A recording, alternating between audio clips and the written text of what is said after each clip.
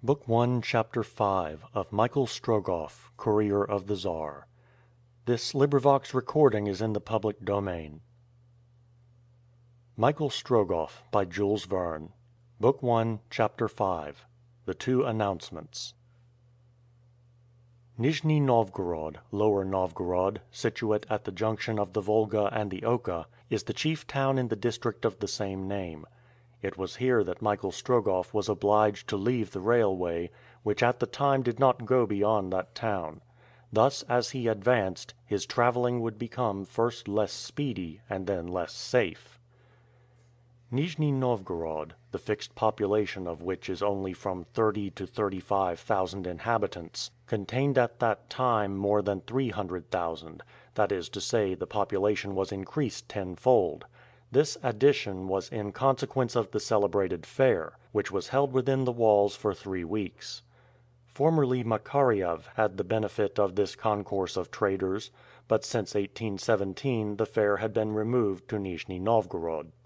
Even at the late hour at which Michael Strogoff left the platform, there was still a large number of people in the two towns, separated by the stream of the Volga, which compose Nizhny Novgorod. The highest of these is built on a steep rock and defended by a fort called in Russia Kreml.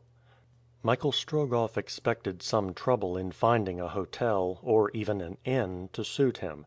As he had not to start immediately, for he was going to take a steamer, he was compelled to look out for some lodging, but before doing so, he wished to know exactly the hour at which the steamboat would start. He went to the office of the company whose boats plied between Nizhny Novgorod and Perm. There, to his great annoyance, he found that no boat started for Perm till the following day at 12 o'clock. 17 hours to wait! It was very vexatious to a man so pressed for time. However, he never senselessly murmured. Besides, the fact was that no other conveyance could take him so quickly either to Perm or Kasan. It would be better, then, to wait for the steamer, which would enable him to regain lost time. Here then was Michael Strogoff, strolling through the town, and quietly looking out for some inn in which to pass the night. However, he troubled himself little on this score, and, but that hunger pressed him, he would probably have wandered on till morning in the streets of Nizhny Novgorod. He was looking for supper, rather than a bed, but he found both at the sign of the city of Constantinople. There the landlord offered him a fairly comfortable room, with little furniture it is true, but not without an image of the Virgin, and a few saints framed in yellow gauze. A goose filled with sour stuffing swimming in thick cream, barley bread, some curds, powdered sugar mixed with cinnamon, and a jug of kvass, the ordinary Russian beer, were placed before him, and sufficed to satisfy his hunger. He did justice to the meal, which was more than could be said of his neighbor at table, who, having in his character of Old Believer of the sect of Raskolniks, made the vow of abstinence, rejected the potatoes in front of him, and carefully refrained from putting sugar in his tea. His supper finished, Michael Strogoff, instead of going up to his bedroom, again strolled out into the town. But although the long twilight yet lingered, the crowd was already dispersing, the streets were gradually becoming empty, and at length everyone retired to his dwelling. Why did not Michael Strogoff go quietly to bed, as would have seemed more reasonable after a long railway journey?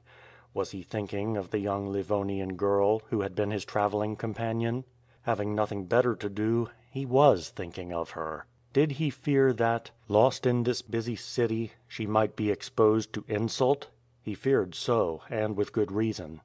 Did he hope to meet her, and if need were, to afford her protection? No. To meet would be difficult. As to protection, what right had he? Alone, he said to himself. Alone, in the midst of these wandering tribes? And yet the present dangers are nothing compared to those she must undergo. Siberia, Irkutsk! I am about to dare all risks for Russia, for the Czar, while she is about to do so for whom?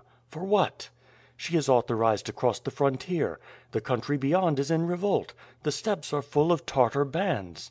Michael Strogoff stopped for an instant and reflected.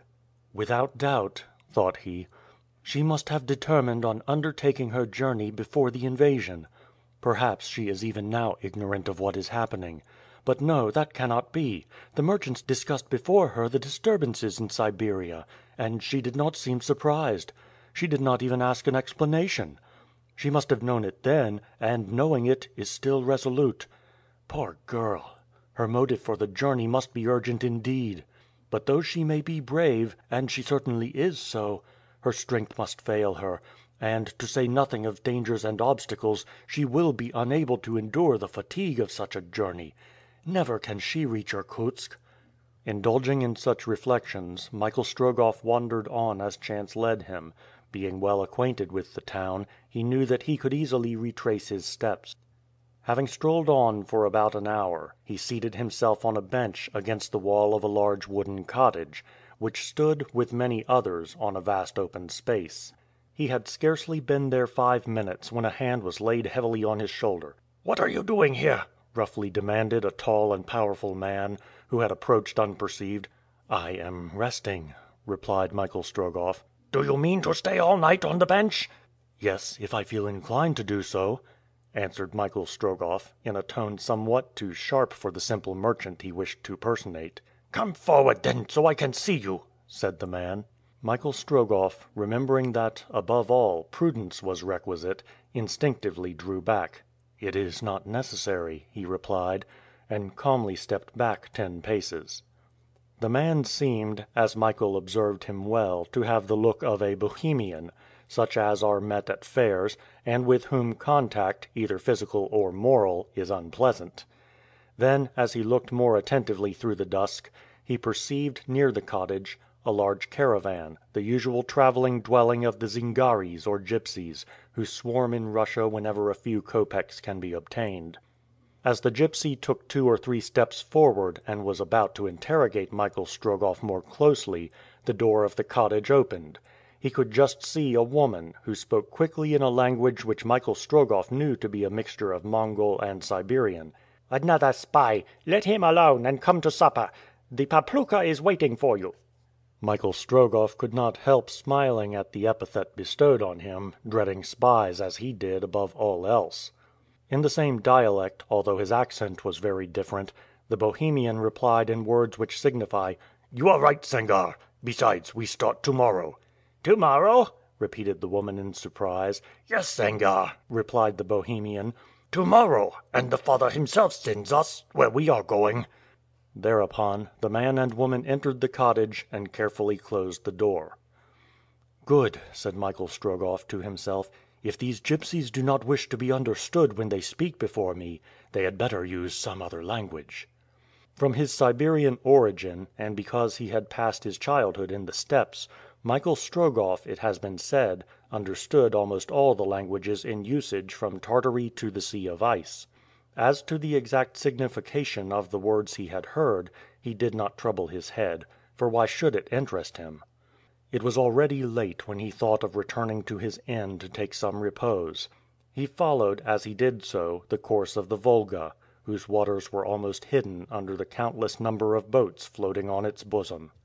An hour after, Michael Strogoff was sleeping soundly on one of those Russian beds which always seem so hard to strangers, and on the morrow, the 17th of July, he awoke at break of day.